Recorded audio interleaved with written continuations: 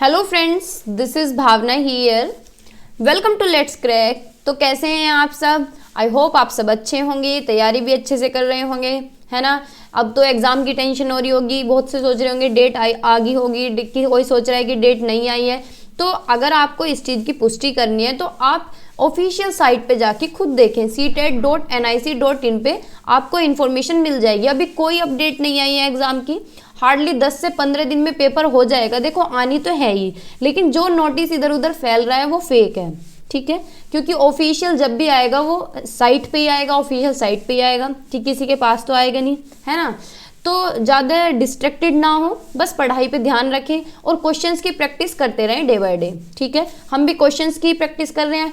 अब तो मैं 30 से 40 के बीच में क्वेश्चन आज सीडीपी के, लेकिन 100 क्वेश्चन की सीरीज में लेके आऊँगी, हर एक सब्जेक्ट की, इंग्लिश के भी, हिंदी के। अब देखो लैंग्वेज है, एक लैंग्वेज में 15 क्वेश्चन आते हैं पेडागोजी से, और अगर हम एक बार में 100 क्वेश्चन करते हैं तो कितने पेपर हमारे कवर हो जाते हैं, है ना, एक ही लेक्चर से। तो ऐसे ही 100 क्वेश्चन मैं सारे सब्जेक्ट के लेके आऊँगी, 100, ठीक है। तो जल्दी से सारे क्वेश्चन कवर हो जाएंगे, जिसने पहले से भी नहीं किए हैं उनके भी हो जाएंगे, ठीक है, और जिसने किए हुए हैं उनके रिविजन हो जाएगा, है ना। तो स्टार्ट करते हैं। सीडीपी के कुछ क्वेश्चन है, बताइएगा आंसर। क्वेश्चन नंबर 1, पेन ले लेते हैं एक बार। Question number 1, national education policy NEP 2020 emphasises, यानी राष्ट्रीय शिक्षा नीति 2020 किस पर जोर देती है, बताइए।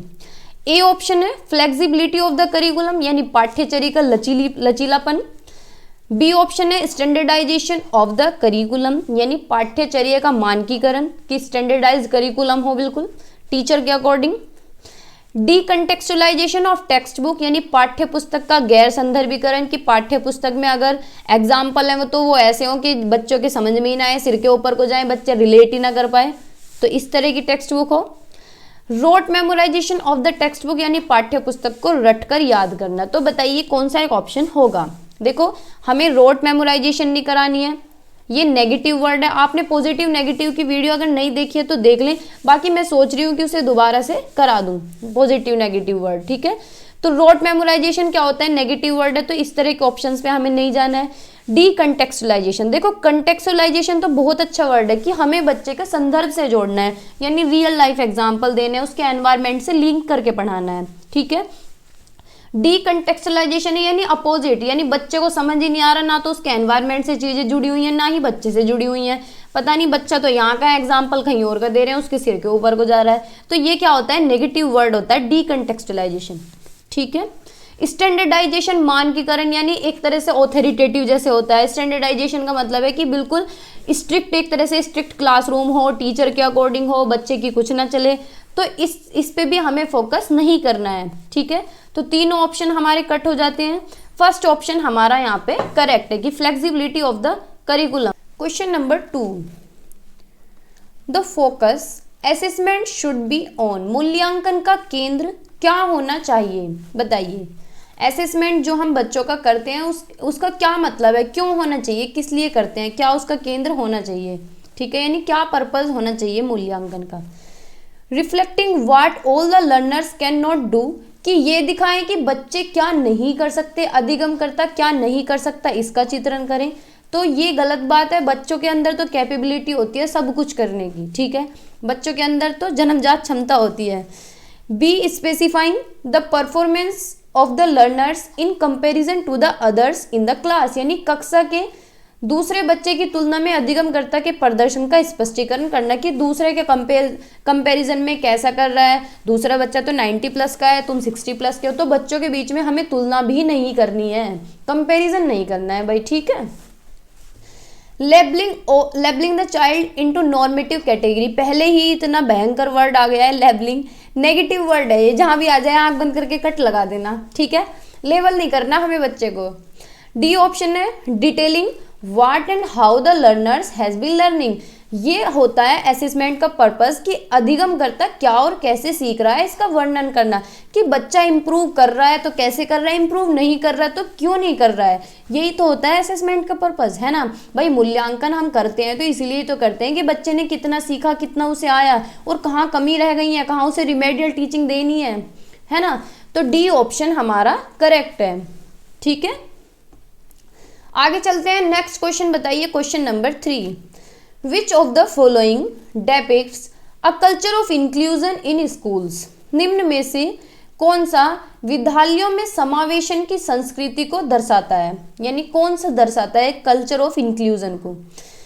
ए ऑप्शन है differentiated assessment are promoted to meet individual needs, यानी विद्यार्थियों की जरूरत को पूरा करने के लिए विभेदी आकलन को बढ़ावा दिया जाता है। बी ऑप्शन है diversity and varied perspective are discouraged, की विभिन्नता और विविध परिप्रेक्ष्य को हतोत्साहित किया जाता है। तो भाई इंक्लूजन क्लासरूम में क्या होता है, डाइवर्सिटी को तो अपनाया जाता है, डिस्करेज थोड़ी ना किया जाता है, हतोत्साहित थोड़ी ना करते हैं। भाई हमें अलग अलग पृष्ठभूमि से, अलग अलग जगह से जो बच्चे आ रहे हैं उन्हें तो एक्सेप्ट करना चाहिए, उनकी रेस्पेक्ट करनी चाहिए, ना कि उन्हें डिस्करेज करें। ठीक है। Only few student feels welcomed and valued in the school, यानी विद्यालय में कुछ विद्यार्थियों को ही अभिवादित और समाहित महसूस करें, यानी कुछ बच्चों की ही रेस्पेक्ट करें, बाकी को इग्नोर करें। तो ये तो गलत बात है ना, पार्शियलिटी हो गई। डी ऑप्शन है students are divided into fixed group as per their abilities, यानी बच्चों की एबिलिटीज के अकॉर्डिंग उनके ग्रुप बना दें कि भाई तुम इंटेलिजेंट हो तो तुम ए सेक्शन में, तुम डल बच्चे हो तो तुम बी सेक्शन में। तो ये बात भी गलत है ना, ऐसा तो हमें नहीं करना है, सेपरेशन नहीं करना है बच्चों का, है ना, ना ही टैग देना है, ना उन्हें लेबल करना है। तो ये ऑप्शन भी गलत है, ये भी गलत है और ये भी गलत है। ए ऑप्शन हमारा ठीक है कि इंक्लूसिव क्लासरूम में क्या होता है, डिफरेंशिएटेड असेसमेंट और डिफरेंशिएटेड इंस्ट्रक्शन दिया जाता है, यानी जो जिस तरह का बच्चा है उसे उसी तरह से केटर किया जाता है। बच्चे को कम दिखाई दे रहा है आगे बैठाओ, कम सुन रहा है तो उसे आगे बैठाओ, बिल्कुल भी दिखाई नहीं दे रहा है तो उसे टैक्टाइल मटेरियल दिखा दो, यानी ब्रेल लिपि का प्रावधान हो। तो इस तरह से ही हमें बच्चों को केटर करना है, यानी जिस तरह की जरूरत है उस तरह की जरूरत को पूरा करना है, वही इंक्लूजन क्लासरूम होता है। ठीक है, तो ए ऑप्शन हमारा करेक्ट है। क्वेश्चन नंबर 4 बताइए, to ensure successful inclusion of students with locomotor disability is important to avoid, यानी गतिक दिव्यांग वाले मैं बताती हूँ जिनको लोकोमोटर डिसेबिलिटी यानी चलने में अक्षमता है, चल नहीं पाते हैं, चलने में दिक्कत है, उनके लिए क्या हमें अवॉइड करना चाहिए एक इंक्लूसिव क्लासरूम में, बताइए। ए ऑप्शन है allocating classroom, library and labs on the top floor, कि बिल्कुल टॉप फ्लोर पे क्या है उन्हें जो क्लासरूम है वो टॉप फ्लोर पे दे दें, लाइब्रेरी भी उन्हें टॉप फ्लोर पे दें, उनकी लेबोरेटरी भी टॉप फ्लोर पे होनी चाहिए। बी ऑप्शन है levelling of all areas of school with ramps and lift, यानी जितना भी स्कूल है सारे में रैंप लगवाएं, लिफ्ट्स लगवाएं। सी ऑप्शन है making adaptation as per students requirement, विद्यार्थियों की आवश्यकता के अनुसार अनुकूल करना, यानी जिस तरह की जरूरत है उस तरह का ही अनुकूलन बनाना, भाई जिस चीज़ की जरूरत है वो चीज़ होनी चाहिए। डी रीजनेबल एकोमोडेशन इन सीटिंग अरेंजमेंट, यानी बैठने की व्यवस्था में उचित समायोजन करना, वही बात है कि कम दिख रहा है तो आगे बैठाओ, सुन नहीं रहा है तो आगे बैठाओ। ठीक है, किसी बच्चे को बैठने में दिक्कत है तो उसकी समस्या का समाधान करो।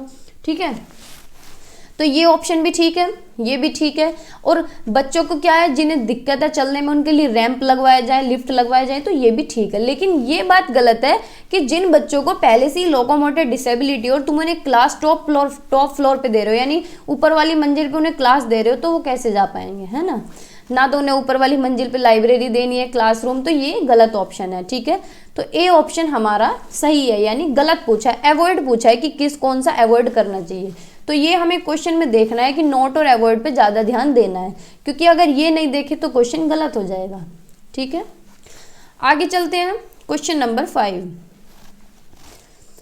विच of the following is not an identifying characteristic of student with creativity, निम्नलिखित में से कौन सी सृजनात्मक विद्यार्थी की पहचान संबंधी विशेषता नहीं है। ठीक है, गलत बताना है एक। भाई जो बच्चा क्रिएटिव है उसकी हायर ऑर्डर प्रॉब्लम सॉल्विंग, यानी उसका दिमाग तो तेज हो गई, उच्च क्रम समस्या समाधान, यानी समस्याओं को बिल्कुल इजीली सोल्व कर लेगा, क्रिएटिव होगा। कन्वर्जेंट थिंकिंग, अभिसारी सोच, भाई कन्वर्जेंट थिंकिंग का तो मतलब होता है कि बच्चा कुछ बस एक ही दिशा में सोच पाएगा, जैसे कि वन वर्ड आंसर देना, हाँ सीधा हाँ या ना में जवाब देना, यस नो में देना, वन वर्ड में देना, वो ज़्यादा दिमाग ही नहीं लगा पाएगा, लिमिटेशन हो जाएगी। तो यही ऑप्शन हमारा सही होगा, बाकी आगे भी पढ़ते हैं। नोवल इनोवेशन, यानी नवाचारी प्रयोग, बच्चा कुछ ना कुछ नया एक्सपेरिमेंट करेगा, भाई जो क्रिएटिव है वो कुछ ना कुछ नया क्रिएट करने की कोशिश करेगा, है ना। और उसका स्ट्रॉन्ग सेंस ऑफ क्यूरियोसिटी यानी जिज्ञासा की प्रबल भावना, क्यूरियस भी होगा, जानने के लिए उत्सुक होगा चीज़ों को। तो ये ऑप्शन भी ठीक है, ये भी ठीक है और ये भी ठीक है। बी ऑप्शन हमारा यहाँ पे करेक्ट है क्योंकि गलत पूछा है, ठीक है, नोट पूछा है, तो बी ऑप्शन पे हम यहाँ जाएंगे। कितना गंदा लेके आई हूँ मैं, है ना। तो बी ऑप्शन हमारा करेक्ट है। आगे चलते हैं question number 6। Student learn better, मैं थोड़ा तेज चल रही हूँ ना, when material to be learn is, पता नहीं चलता फ्लो में कभी कभी तेज हो जाता है, फिर बाद में मैसेजेस आते हैं सबके कि इतना तेज पढ़ा दिया। जब सीखी जाने वाली सामग्री डैश हो तो विद्यार्थी बेहतर सीखते हैं। कैसी सामग्री होनी चाहिए यानी कैसा मटेरियल होना चाहिए पढ़ाए जाने के लिए। कॉम्प्लेक्स एंड एक्सटेंसिव यानी कॉम्प्लेक्स हो, जटिल हो। भाई हम जटिल क्यों पढ़ाएंगे, हम तो पहले सरल पढ़ाएंगे ना, तो ये गलत है ये तो option. Connected with existing knowledge, मौजूदा ज्ञान से जुड़ी। डिसऑर्डरली एंड अनऑर्गेनाइज हो, या फिर disparate to their socio cultural context यानी उनके सामाजिक सांस्कृतिक संदर्भ से भिन्न हो। तो बताइए कौन सा एक ऑप्शन होगा। देखो जो सोशियो कल्चरल कंटेक्स्ट से ही अलग हो तो वो तो गलत बात है। हमें कैसे पढ़ाना है, सोशियो कल्चरल कंटेक्स्ट से जोड़ के, यानी बच्चे के सामाजिक संदर्भ से जोड़ के पढ़ाना है हमें। तो ये तो अलग करने की बात कर रहा है, तो गलत हो गया। डिसऑर्डरली नहीं होनी चाहिए, यानी कुछ भी अटपटा पढ़ा रहे हैं कि कुछ भी अटपटा दे रहे हैं बच्चों को, तो ऑर्डरली होना चाहिए और ऑर्गेनाइज वे में होना चाहिए, है ना। कनेक्टेड विद एग्जिस्टिंग नॉलेज, ये बात ठीक है कि बच्चे के पूर्व ज्ञान से जोड़ना, यानी मौजूदा ज्ञान से जुड़ा हुआ मटेरियल होना चाहिए। जो बच्चे के पास ज्ञान है, जो उसके एक्सपीरियंसेस हैं, उनसे ही जोड़ के हमें पढ़ाना है, ठीक है, तो बच्चे अच्छे से सीख पाएंगे, ठीक है ना। तो बी ऑप्शन हमारा करेक्ट है। Question number 7, which of the following contributes to students failure in academic achievement, निम्नलिखित में से कौन सा कारक शैक्षणिक उपलब्धियों में विद्यार्थियों की विफलता में योगदान देता है, यानी बच्चे किसकी वजह से फेल होते हैं। ए ऑप्शन है एक्सपीरियंशियल लर्निंग यानी अनुभवात्मक शिक्षा। बी है डीकंटेक्चुअलाइज्ड करिकुलम यानी गैर प्रासंगिक पाठ्यक्रम। इंक्लूसिव फिलोसॉफी यानी समावेशी दर्शन। डी है लर्नर सेंटर्ड पेडागोजी यानी शिक्षार्थी केंद्रित शिक्षा शास्त्र। तो देखो जब लर्नर सेंटर्ड पेडागोजी होगी यानी बच्चे के अकॉर्डिंग सब कुछ होगा तो बच्चा क्यों फेल होगा भाई, है ना। इंक्लूजन फिलोसॉफी यानी बच्चे के अकॉर्डिंग हो, बच्चे की नीड्स को ध्यान में रखा जाए, किसी और बैकग्राउंड से बच्चा आ रहा है तो उसे भी रेस्पेक्ट दी जाए, यानी सब कुछ बच्चे के अकॉर्डिंग हो। इंक्लूसिव एजुकेशन हो, इंक्लूसिव फिलोसॉफी हो, ठीक है, सभी को समावेश करके एक कक्षा में पढ़ाया जाए, तो ये भी ठीक है, क्यों बच्चा फेल होगा। एक्सपीरियंशियल लर्निंग हो यानी बच्चे के अनुभव को भी ध्यान में रखा जाए, तो ये भी ठीक है। लेकिन डीकंटेक्चुअलाइजेशन करिकुलम होगा तो बच्चा फेल होगा, यानी गैर प्रासंगिक पाठ्यक्रम, यानी बच्चे के अकॉर्डिंग ही ना हो, बच्चे के संदर्भ से ही जुड़ा ना हो, कंटेक्चुअलाइजेशन ही ना हो, कंटेक्स्ट से जुड़ा हुआ ही ना हो, यानी बच्चे की ना तो रियल लाइफ से जुड़ा हो ना ही एनवायरनमेंट से जुड़ा हो। बच्चा जो भी पढ़ रहा है उसे समझ ही नहीं आ रहा, उसके सिर के ऊपर जा रहा है, यानी उसकी समझ से परे बिल्कुल, अगर सिंपल भाषा में बोला जाए तो बी ऑप्शन हमारा करेक्ट है, ठीक है। किसकी वजह से फेलर है, डीकंटेक्चुअलाइज्ड करिकुलम की वजह से, ठीक है। नेक्स्ट क्वेश्चन है question number 8। As per NCF 2005 children यानी राष्ट्रीय पाठ्यक्रम रूपरेखा 2005 के अनुसार, ए ऑप्शन है आर पैसिव रेसिपिएंट यानी बच्चे क्या है, passive recipient of content delivered by teacher यानी बच्चे शिक्षक द्वारा दी गई सामग्री के निष्क्रिय प्राप्त करता है, तो क्या एनसीएफ कहता है ऐसा। बी ऑप्शन है don't have the capacity to regulate their learning यानी बच्चों में कैपेसिटी नहीं होती अपनी लर्निंग को रेगुलेट करने के लिए। Learn best memorisation through rote यानी रट के ज़्यादा अच्छा तरह याद करते हैं। या फिर डी ऑप्शन है play active role in construction of knowledge यानी बच्चे ज्ञान के निर्माण में सक्रिय भूमिका निभाते हैं। तो यही कहते हैं एनसीएफ यही कहता है कि बच्चा जो है ज्ञान का निर्माण करता है किस तरह से, एक्टिवली इन्वॉल्व होके, ठीक है, अपने ज्ञान का निर्माण करता है एक्टिवली इन्वॉल्व होके, ठीक है, एक्टिव रोल प्ले करके। तो डी ऑप्शन हमारा करेक्ट होगा। ना तो हमें ये बच्चा रटने के माध्यम से सीखता है और ना ही ये कि बच्चा अपनी थिंकिंग को रेगुलेट नहीं कर सकता, तो ये बात भी गलत है। बच्चे अपने एक्शंस को भी गाइड कर सकते हैं, अपनी थिंकिंग को भी रेगुलेट कर सकते हैं, ठीक है। और बच्चा क्या है, एक्टिव रेसिपिएंट होता है, ना कि पैसिव रेसिपिएंट, ठीक है। तो ये ऑप्शन भी हमारा कटता है, यहाँ पे डी ऑप्शन हमारा करेक्ट है। आगे चलते हैं, क्वेश्चन नंबर 9 बताइए। सबसे ज़्यादा रिपीट होने वाला क्वेश्चन है ये।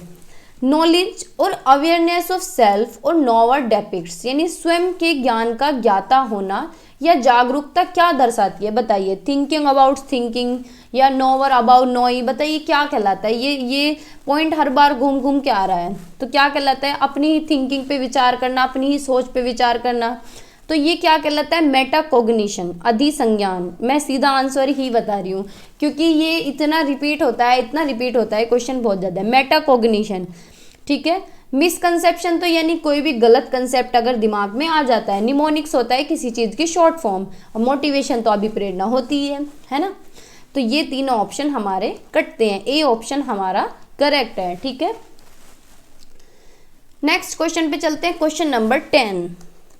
Students are likely to feel boredom when, यानी बच्चे कब बोरियत महसूस करते हैं। डैश विद्यार्थियों को बोरियत महसूस होने की संभावना है, बताइए। When activity is not valued, जब बच्चों की गतिविधि को महत्व ही ना दिया जाए, या फिर एक्टिविटी इज वैल्यूड यानी गतिविधि को महत्व दिया जाए, यानी जो बच्चे एक्टिविटी कर रहे हैं उसे वैल्यू दी जाए, या फिर सक्सेस इज अचीव्ड, जब बच्चों को सक्सेस मिलेगी तो वो बोर होंगे क्या, नहीं होंगे भाई। आप अगर आपको सक्सेस मिले तो आप बोर हो जाओगे क्या कि मुझे तो सक्सेस बार बार ही मिल रही है, बार बार ही मिल रही है, कहता है कोई, ऐसा नहीं कहता ना। सक्सेस इज डिजायर्ड, जब उनकी सफलता की अपेक्षा होने पर, तो बच्चे तब बोर होंगे जब उनकी एक्टिविटी को क्या नहीं करा जाएगा, वैल्यू नहीं दी जाएगी, उन्हें महत्व नहीं दिया जाएगा उनकी एक्टिविटी को, ठीक है, तब बच्चे बोर होंगे। तो ए ऑप्शन हमारा करेक्ट है, ठीक है। नेक्स्ट क्वेश्चन बताइए, question number 11। Which of the following is an example of use of fine motor skill, निम्नलिखित में से कौन सा सूक्ष्म कौशल, सूक्ष्म के उपयोग का एक उदाहरण है, यानी फाइन मोटर स्किल का कौन सा एक एग्जाम्पल है। दो तरह की स्किल होती है, gross motor skill, gross motor and fine motor skill. क्या हो गया मेरे गले में, fine motor skill, gross motor यानी जिसमें हमारी बड़ी मांसपेशियों का यूज हो, जैसे कि रनिंग, ठीक है, जंपिंग, यानी जिसमें पूरे हाथ पैरों का यूज हो, भाई दौड़ रहे हैं हम, कुछ भी कर रहे हैं, बैठ रहे हैं, उठ रहे हैं। फाइन मोटर स्किल्स यानी जिनमें छोटी मसल्स का यूज हो, जैसे कि मेकअप करती हैं लड़कियां, स्क्रिबलिंग, पेन पकड़ना, या बटन के शर्ट बंद करना, या फिर मटर छीलना है, कुछ भी, मतलब जिसमें हमारी छोटी मसल्स का यूज हो, ठीक है। तो इसके अंदर क्या आ जाता है, स्क्रिबलिंग, जैसे कि आंसर में है, ठीक है। राइटिंग इसके अंदर ही आ जाता है, यानी लिखना, क्योंकि लिखने में क्या होता है, हमारी उंगली और अंगूठे का कोऑर्डिनेशन बनता है, यानी ये सूक्ष्म क्या है, सूक्ष्म गतिक कौशल हिंदी में बोलते हैं, है ना। स्क्रिबलिंग, राइटिंग, तो जिसमें हमारी छोटी मसल्स का यूज होता है वो होती है फाइन मोटर स्किल, और जिनमें हमारी बड़ी मांसपेशियों का यूज होता है वो होती है ग्रोस मोटर स्किल, ठीक है। तो हमारा ऑप्शन सी यहाँ पे ठीक होगा, स्क्रिबलिंग यानी घसीट कर लिखना। इसमें क्या करेगा, बच्चा ऐसे पकड़ेगा पेन को, तो उसमें क्या होगा, उंगली और अंगूठे का कोऑर्डिनेशन बनेगा, ठीक है। तो ये क्या है, फाइन मोटर स्किल्स, ठीक है। तो सी ऑप्शन हमारा करेक्ट है। बाकी जो एग्जाम्पल हैं ये सारे हैं ग्रोस मोटर स्किल के, ठीक है। आगे चलते हैं, नेक्स्ट क्वेश्चन है question number 12। Lots of cues about gender appropriate ways of behaving comes from films and advertisement. This highlight the role of as a agency of socialization. फिल्मों और विज्ञापनों से व्यवहार के जेंडर उपयुक्त तरीके के बारे में बहुत संकेत मिलते हैं। यह सामाजिकरण की संस्था के रूप में की भूमिका पर प्रकाश डालता है, यानी जो हम मूवीज़ वगैरह देखते हैं, फिल्म्स देखते हैं, एडवर्टाइजमेंट देखते हैं, तो इसे क्या, ये क्या कहलाता है, सबसे पहले तो ये मीडिया कहलाता है, भाई मीडिया तो कहलाता है, ठीक है। अब जैसे हम फ़ोन में ऑनलाइन मूवी देख रहे हैं या फिर घर पे देख रहे हैं, मतलब कैसे भी देख रहे हैं, तो कैसे सोशल मीडिया बोलते हैं ना, सोशल मीडिया, तो ये क्या हुआ, मीडिया। और मीडिया क्या होता है भाई, प्राइमरी तो हो नहीं सकता, प्राइमरी तो ये हो नहीं सकता, क्योंकि प्राइमरी एजेंट तो फैमिली होती है। बच्चे का जो सामाजिकरण है शुरुआत में अपने घर से होता है, तो प्राइमरी तो फैमिली हो गई, तो इसमें भी प्राइमरी है, इसमें भी प्राइमरी है, दोनों कट गए, ठीक है। स्कूल ये हो नहीं सकता, क्योंकि स्कूल में हम फिल्म तो देखते नहीं है, एडवर्टाइजमेंट तो देखते नहीं है, ये कहाँ देखते हैं हम, मीडिया के थ्रू। तो मीडिया क्या है, सेकेंडरी एजेंट ऑफ सोशलाइजेशन है, ठीक है। तो बी ऑप्शन हमारा यहाँ पे करेक्ट है। आगे चलते हैं, नेक्स्ट क्वेश्चन है क्वेश्चन नंबर 13। बताइए, the cognitive ability that comes in pre operational period is, पूर्व संक्रियात्मक अवस्था में कौन सी संज्ञानात्मक क्षमता आती है, बताइए। ए ऑप्शन है एबिलिटी फॉर एब्स्ट्रैक्टिंग थिंकिंग यानी अमूर्त सोच की क्षमता, तो ये तो फॉर्मल ऑपरेशनल में आती है जब बच्चा बड़ा हो जाता है। Ability of goal directed behaviour यानी लक्ष्य निर्देशित व्यवहार की क्षमता। गोल डायरेक्टेड बिहेवियर होता है जैसे कोई भी सामान सामने पड़ा हो तो बच्चा क्या है उस तरफ ही दौड़ेगा, तो ये तो इसमें तो बच्चा बहुत छोटा होता है, ये सेंसरी मोटर के अंदर आती है, ठीक है। Ability to take others perspective, ये बात ठीक है, दूसरों का नजरिया लेने की क्षमता यानी ईगो सेंट्रिज्म जिसे बोलते हैं, तो सी ऑप्शन ही हमारा ठीक होगा। बाकी डी ऑप्शन भी देख लेते हैं, हाइपोथेटिको डिडक्टिव थिंकिंग यानी परिकल्पनात्मक निगमनात्मक सोच की क्षमता, ये भी किसके अंदर आती है, ये भी फॉर्मल ऑपरेशनल के अंदर आती है, ठीक है, ये भी फॉर्मल ऑपरेशनल के अंदर आती है, तो सी ऑप्शन हमारा यहाँ पे करेक्ट है, ठीक है। आगे चलते हैं, नेक्स्ट क्वेश्चन बताइए, क्वेश्चन नंबर 14। अकॉर्डिंग टू पियाजे it is important for a teacher to be dash और डैश, पियाजे के अनुसार एक शिक्षक का क्या होना बहुत जरूरी है, किस तरह का शिक्षक होना चाहिए, मोबाइल और फ्लेक्सिबल होना चाहिए यानी बिल्कुल पोलाइटली बिहेव करे, स्वीटली बोले बिल्कुल, और बिल्कुल भी स्ट्रिक्ट ना हो, पोलाइटली बिहेव करे सभी के साथ, स्ट्रक्चर्ड और रिजिड यानी खड़ूस होना चाहिए पूरा, कि सुबह तो ही बिल्कुल नकचड़ा हो, एम्पैथेटिक और ट्रांसपेरेंट यानी सहानुभूतिपूर्ण। देखो ये ऑप्शन ठीक हो सकता था, लेकिन हम सहानुभूति कब दिखाते हैं, जब बेचारा फील होता है बच्चों को, यानी किसी बच्चे को किसी तरह की दिक्कत है और हम उसके सामने ऐसे कर रहे हैं बेचारा बेचारा टाइप, तो उसे क्या है, सहानुभूति है, ये एडजस्ट नहीं होता ये वर्ड, है ना, स्कूल में। मैकेनिकल और बिहेवियरिस्टिक, भाई मैकेनिक की तो बात यहाँ पे नहीं हो रही है ना, व्यवहारवादी और यांत्रिक तो ये ऑप्शन तो नहीं होगा, ना ही ये ऑप्शन होगा, स्ट्रक्चर रिजिड भी नहीं होगा। तो टीचर कैसा होना चाहिए, मोबाइल और फ्लेक्सिबल यानी बिल्कुल पोलाइटली बिहेव करे, ठीक है, बिल्कुल अच्छी तरह पढ़ाए, स्वीटली पढ़ाए, पोलाइटली बोले, कि जैसे कि डॉक्टर के पास हम जाते हैं तो बहुत बार क्या होता है कि डॉक्टर के देखने से ही हमारी बीमारियां खत्म हो जाती है, क्योंकि वो बोलता इतना स्वीटली है ना, तो टीचर को भी इसी तरह से बोलना चाहिए कि बच्चे तारीफ करते करते थक जाएं कि भाई मुझे तो वो उन्हीं टीचर से पढ़ना है या उन्हीं मैडम से पढ़ना है। क्यों कहते हैं, बच्चों को पसंद आता है ना बिहेवियर, तो टीचर का कैसा बिहेवियर होना चाहिए, किस तरह का टीचर होना चाहिए, फ्लेक्सिबल बिल्कुल, ठीक है, कूल फ्रेंडली बिहेव करे, तो ए ऑप्शन हमारा करेक्ट है, ठीक है। आगे चलते हैं, नेक्स्ट क्वेश्चन बताइए, question number 15। In the views of लेव वाइगोत्स्की के विचार में क्या होना चाहिए, cognition is independent of language यानी संज्ञान भाषा से स्वतंत्र है, या फिर cognitive development guides language development यानी संज्ञानात्मक विकास भाषा के विकास को निर्देशित करता है। सी ऑप्शन है लैंग्वेज फैसिलिटेट कॉग्निटिव डेवलपमेंट यानी भाषा संज्ञानात्मक विकास को सुगम बनाती है, यही ऑप्शन है। डी ऑप्शन है cognitive development is not related to language development, तो ये भी नहीं होगा। सी ऑप्शन हमारा यहाँ पे करेक्ट होगा कि वाइगोत्स्की क्या कहते हैं कि भाषा संज्ञानात्मक विकास को सुगम बनाती है। वाइगोत्स्की कहते हैं पहले बच्चे की भाषा आती है फिर बच्चे का विचार आता है, ठीक है, लैंग्वेज प्रेसीड्स थॉट, तो सी ऑप्शन हमारा करेक्ट है, ठीक है। आगे चलते हैं, नेक्स्ट क्वेश्चन बताइए, question number 16। According to Lev Vygotsky which of the following factors facilitate cognitive development of children, Lev Vygotsky के अनुसार निम्नलिखित में से कौन से कारक बच्चों के संज्ञानात्मक विकास को सुगम बनाते हैं, किसके अकॉर्डिंग, लेव वाइगोत्स्की की, ये ध्यान में रखना है। ए ऑप्शन है कल्चरल टूल्स यानी सांस्कृतिक उपकरण, सेकंड है सोशल इंटरेक्शन यानी सामाजिक संपर्क, थर्ड ऑप्शन है इक्विलिब्रेशन यानी संतुलन, फोर्थ ऑप्शन है रिवार्ड या पुरस्कार। बताइए, देखो रिवार्ड की बात तो बिहेवियरिज्म करते हैं, ठीक है, इक्विलिब्रेशन आता है पियाजे की थ्योरी में, ठीक है, तो सोशल इंटरेक्शन और कल्चरल टूल की बात करते हैं वाइगोत्स्की, ठीक है, वाइगोत्स्की तीन चीजों पे बात करते हैं, एक तो लैंग्वेज की बात करते हैं, ठीक है, एक सोशल इंटरेक्शन की बात करते हैं,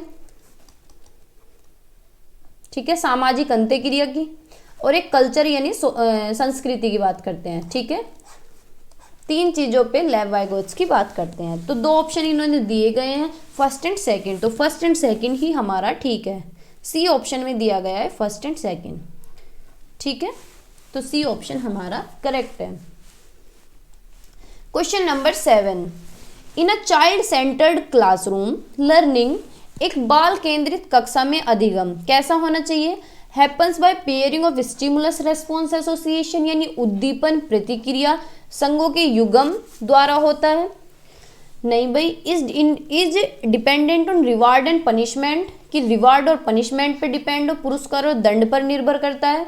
चाइल्ड सेंटर्ड क्लासरूम इज को constructed by the teacher and the student, यानी शिक्षक और छात्रों द्वारा सह निर्मित है। या फिर डी ऑप्शन है, is dependent solely on the teacher and students role is passive, जहां स्टूडेंट का रोल पैसिव होगा और टीचर एक्टिव होगा, तो वो टीचर वो चाइल्ड सेंटर्ड थोड़ी ना होगा, वो तो टीचर सेंटर्ड होगा। कैसा होगा? टीचर सेंटर्ड होगा। ठीक है, तो ये ऑप्शन तो सरासर गलत है। और रिवार्ड और पनिशमेंट की बात भी नहीं की जाती चाइल्ड सेंटर्ड में, और ना ही स्टिमुलस रेस्पॉन्स की बात की जाती। ठीक है, चाइल्ड सेंटर्ड क्लासरूम में लर्निंग कैसी होती है? जिसमें टीचर और बच्चे क्या है, इंटरेक्शन करके सीखते हैं, डिस्कशन करके सीखते हैं, एक दूसरे से बातचीत करते हैं। ठीक है, अच्छे से बिहेव करते हैं और बच्चों को केंद्र में रखा जाता है। ठीक है, तो सी ऑप्शन हमारा यहाँ पे करेक्ट है। नेक्स्ट क्वेश्चन बताइए, question number 18, eight which stage of Lawrence Kohlberg's theory of moral development do children ignore the intention of others and instead focus on the fear of authority and negative consequence? ये बताइए कौन सी stage है Lawrence Kohlberg की? Lawrence Kohlberg के नैतिक विकास के सिद्धांत में किस चरण में बच्चे दूसरों के इरादों की अपेक्षा करते हैं और इसके बजाय अधिकार और नकारात्मक परिणामों के डर पर ध्यान केंद्रित करते हैं? यानी बच्चा डरा रहता है कि अगर तूने ये गलती कर दी तो तेरी पिटाई होगी। ठीक है, और अगर तूने कुछ भी गड़बड़ करी तो बड़े तुझे पिटाई करेंगे, इसलिए तुझे रूल्स और रेगुलेशंस को तोड़ना नहीं है। ठीक है, तो ये कौन सी स्टेज है? ये है पनिशमेंट एंड ओबीडियंस ओरिएंटेशन। कौन सी स्टेज है? पनिशमेंट एंड ओबीडियंस ओरिएंटेशन, यानी बच्चे को डर लगा रहता है कि अगर तूने कुछ भी गलती करी तो तेरी पिटाई होगी। ठीक है, तो बच्चा क्या है, डर के मारे रूल्स एंड रेगुलेशंस को फॉलो करता है। तो ए ऑप्शन हमारा करेक्ट है। B option good boy good girl orientation, यानी बच्चा अच्छे बनने की, लड़का लड़की अच्छे बनने की कोशिश करते हैं। ठीक है, तो ये ऑप्शन हमारे नहीं होंगे, बाकी सारे ऑप्शन गलत हैं। ठीक है, नेक्स्ट क्वेश्चन बताइए, question number 19, the ability to use language fluently and flexibly to express one's thinking is a characteristic of dash intelligence Harvard Gardner's theory. Harvard Gardner की थ्योरी में कौन सी एक भाषा पाई जाती है जिसमें भाषाई बुद्धि होती है? कौन सी एक इंटेलिजेंस पाई जाती है, कौन सी एक बुद्धि पाई जाती है उनके अंदर, जिनको लैंग्वेज में फ्लुएंटली, यानी भाषा को अच्छी तरह वो बोल पाते हैं, फ्लेक्सिबली बोल पाते हैं, तो उनके अंदर कौन सी बुद्धि पाई जाती है? बताइए। ए ऑप्शन है भाषाई बुद्धि यानी लिंग्विस्टिक, बी प्रकृतिवादी नेचुरलिस्टिक, सी स्थानिक यानी स्पेशल, डी इंट्रापर्सनल यानी अंतर्वैयक्तिक। तो बताइए कौन सी एक बुद्धि पाई जाती है जिनकी भाषा पे अच्छी पकड़ होती है? बताइए भाई, भाषा पे अच्छी पकड़ है तो लिंग्विस्टिक से ही तो होगी, है ना? तो लिंग्विस्टिक इंटेलिजेंस ही पाई जाएगी, उनके अंदर भाषाई बुद्धि ही पाई जाएगी, जिन्हें भाषा पे अच्छी पकड़ होती है, जिनकी अच्छी फ्लुएंसी होती है। जैसे कि अंजना ओम कश्यप है, ये प्रेस रिपोर्टर होते हैं, कितनी फ्लुएंटली बोल पाते हैं। भाई हम तो नहीं बोल पाते, हम तो बीच में अटक भी जाते हैं या कुछ गलत वर्ड भी निकल जाता है, लेकिन ये लोग कितने फर्राटेदार बोलते हैं, बिल्कुल ऐसा मन करता है सुनते रहो, कुछ भी गलत, एक वर्ड को भी 10 बार रिपीट कर देंगे, और हम अगर एक वर्ड को 10 बार रिपीट कर रहे हैं तो उसमें भी गलती हो जाएगी, है ना? तो इनके अंदर क्या पाई जाती है? भाषाई बुद्धि पाई जाती है। ठीक है, लिंग्विस्टिक इंटेलिजेंस पाई जाती है। ठीक है, स्पेशल क्या होता है? जो माइंड में नक्शा बना देते हैं। ठीक है, ए ऑप्शन हमारा करेक्ट है। नेक्स्ट क्वेश्चन है question number 20, on getting a doll as a gift from 4-year-old Rahul said, what will I do with this? Boy do not play with dolls. What does this illustrate? यानी 4 साल के राहुल को एक गुड़िया उपहार में मिलने पर वह बोला, मैं इसका क्या करूंगा? लड़के गुड़ियों से नहीं खेलते, ये क्या दर्शाता है? यानी बच्चे को गुड़िया मिलने पे कह रहा है कि मैं क्या करूंगा भाई इसका, लड़के थोड़ी ना गुड़िया से खेलते हैं। तो उस बच्चे की कैसी मेंटेलिटी है, वो कहाँ से आ रही है उसकी सोच? जेंडर रेलिवेंस यानी जेंडर प्रासंगिकता, जेंडर डिस्क्रिमिनेशन यानी जेंडर पक्षपात, या फिर जेंडर स्टीरियोटाइप यानी जेंडर रूढ़िवादिता, या फिर जेंडर इक्विटी। देखो इक्विटी की तो यहाँ बात हो ही नहीं रही है, और पक्षपात की क्या बात होगी, तो बच्चे की सोच है वो कैसे आई, ये जेंडर स्टीरियोटाइप है, यानी पहले टाइम से सोच चली आ रही है ना, वही उसके दिमाग में सेट हो रही है कि लड़के थोड़ी ना गुड़ियों से खेलते हैं, लड़कों तो गाड़ी आती है, ट्रक वगैरह आते हैं, गन लेके आनी चाहिए थी मेरे लिए, तो है ना।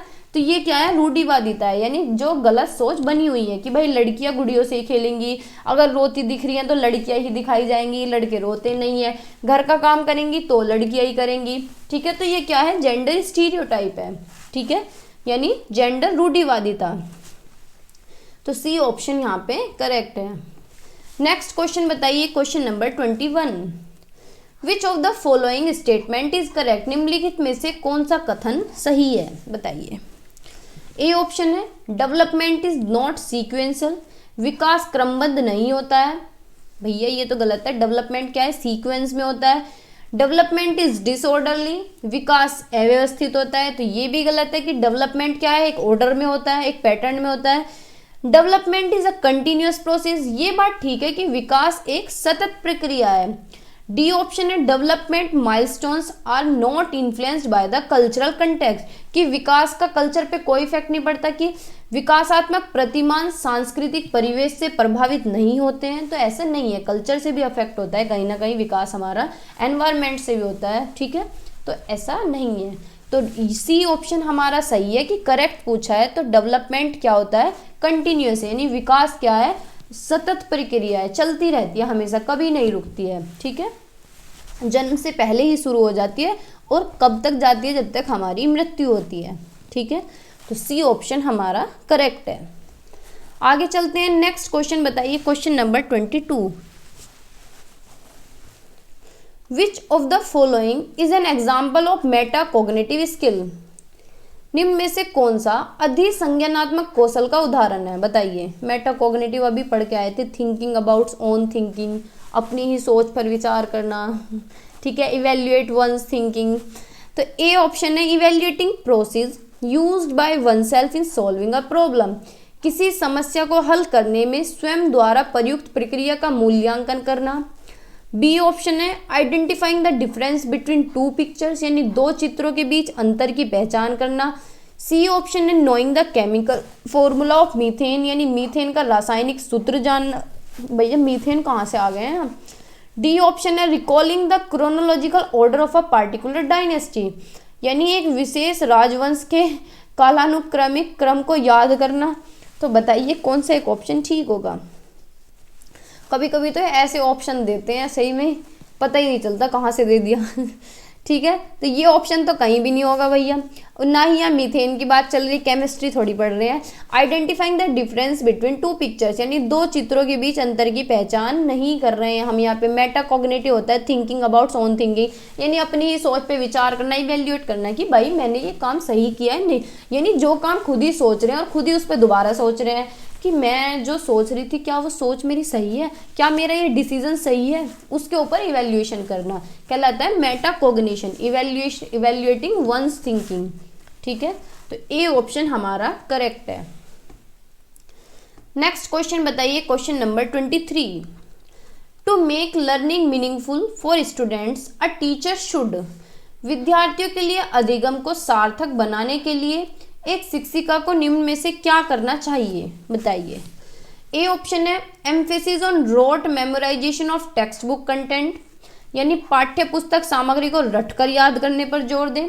तो देखो कितना गंदा वर्ड आया है रोट मेमोराइजेशन, तो जहाँ भी ये दिखे कट लगा देना, पर ये भी देख लेना नोट तो नहीं पूछा है, ठीक है।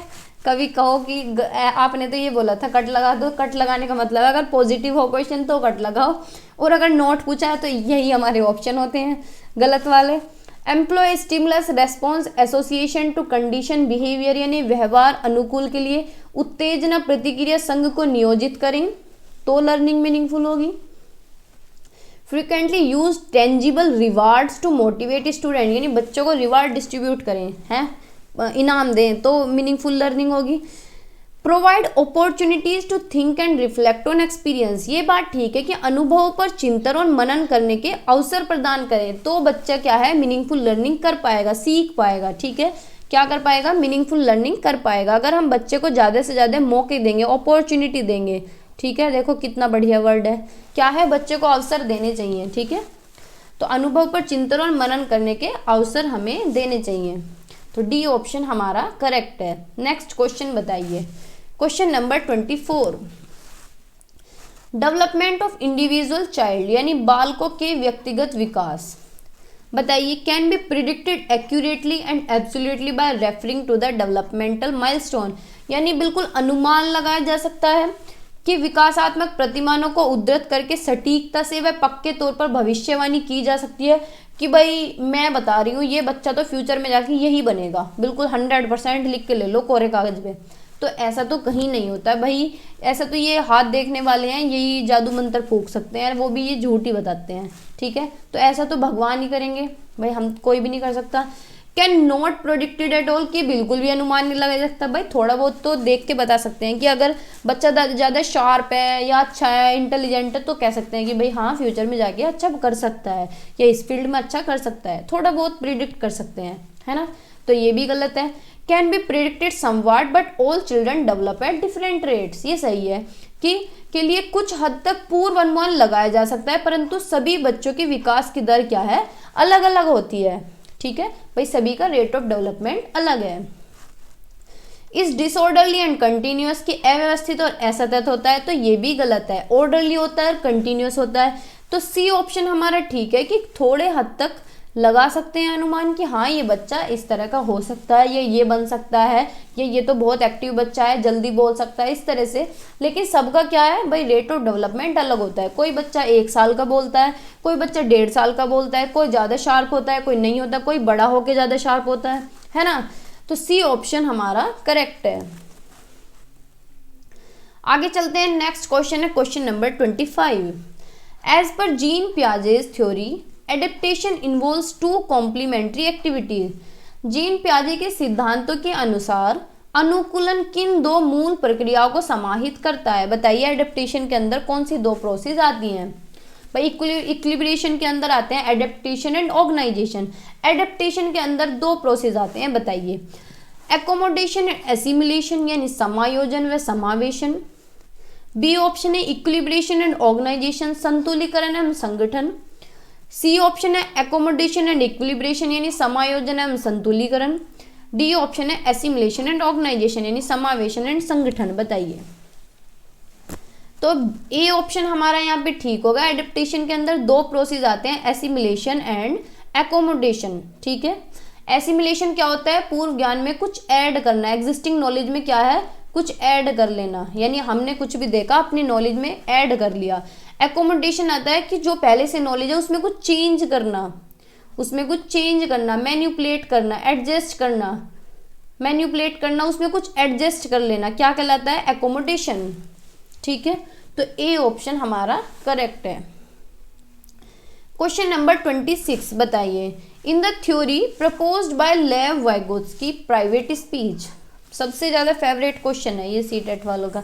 लेव वाइगोत्स्की के सिद्धांतों के अनुसार व्यक्तिगत वाक क्या है, helps the child to regulate her thinking, ये तो आप आराम से बताएंगे, बच्चों को अपनी सोच विनियमित करने में मदद करता है।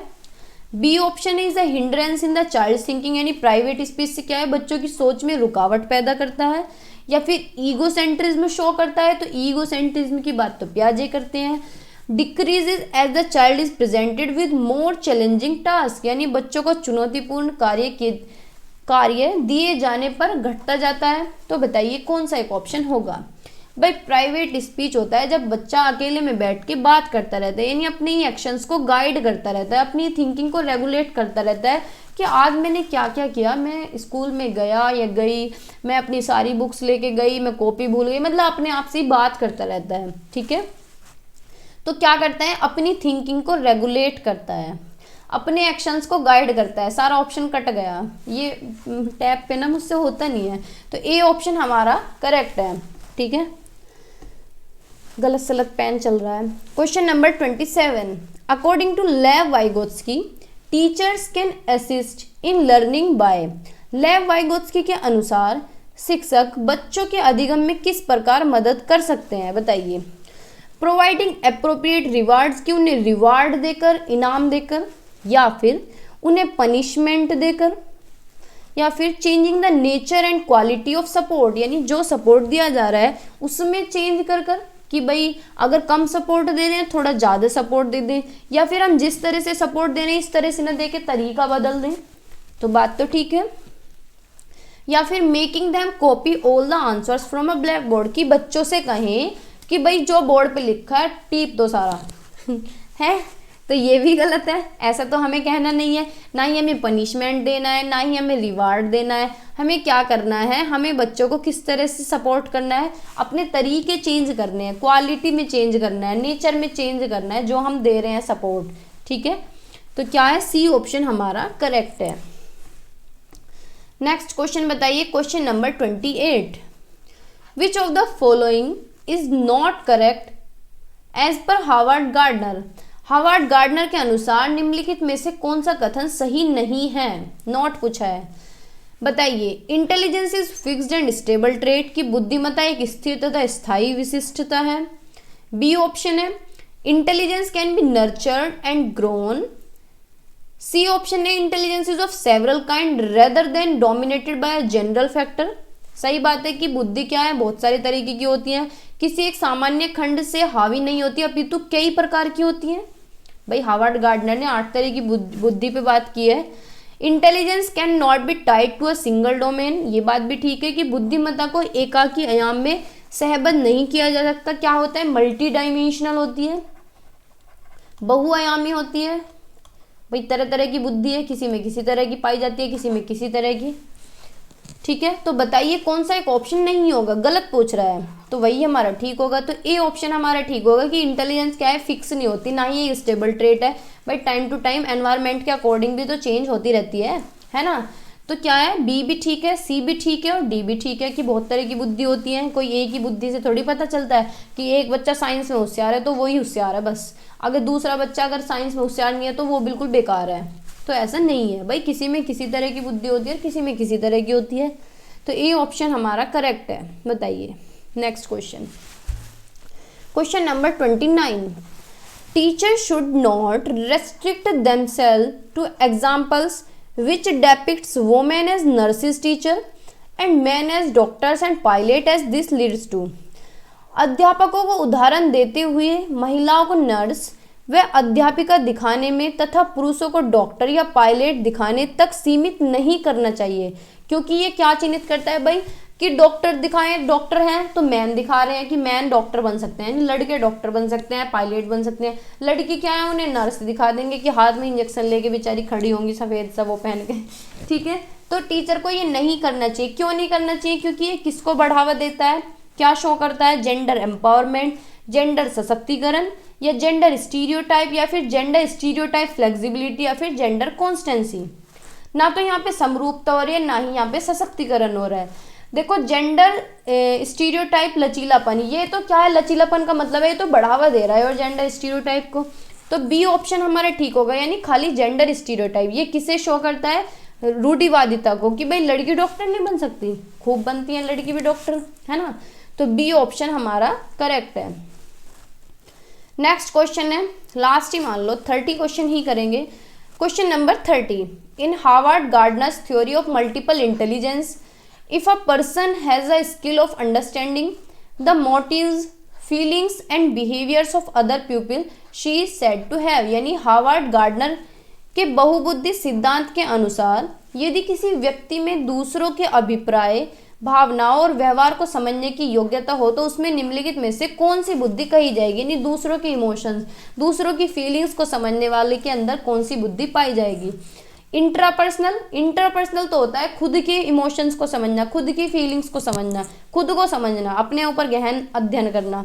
एक्सपीरियंशियल इंटेलिजेंस, या फिर सोशल इंटेलिजेंस, या फिर इंटरपर्सनल इंटेलिजेंस। बताइए, तो ये होगा इंटरपर्सनल इंटेलिजेंस, यानी जो दूसरों के इमोशंस, दूसरों की फीलिंग्स, दूसरों को समझते हैं वो होते हैं इंटरपर्सनल इंटेलिजेंस। उनके अंदर कौन सी बुद्धि पाई जाती है, अंतर्वैयक्तिक।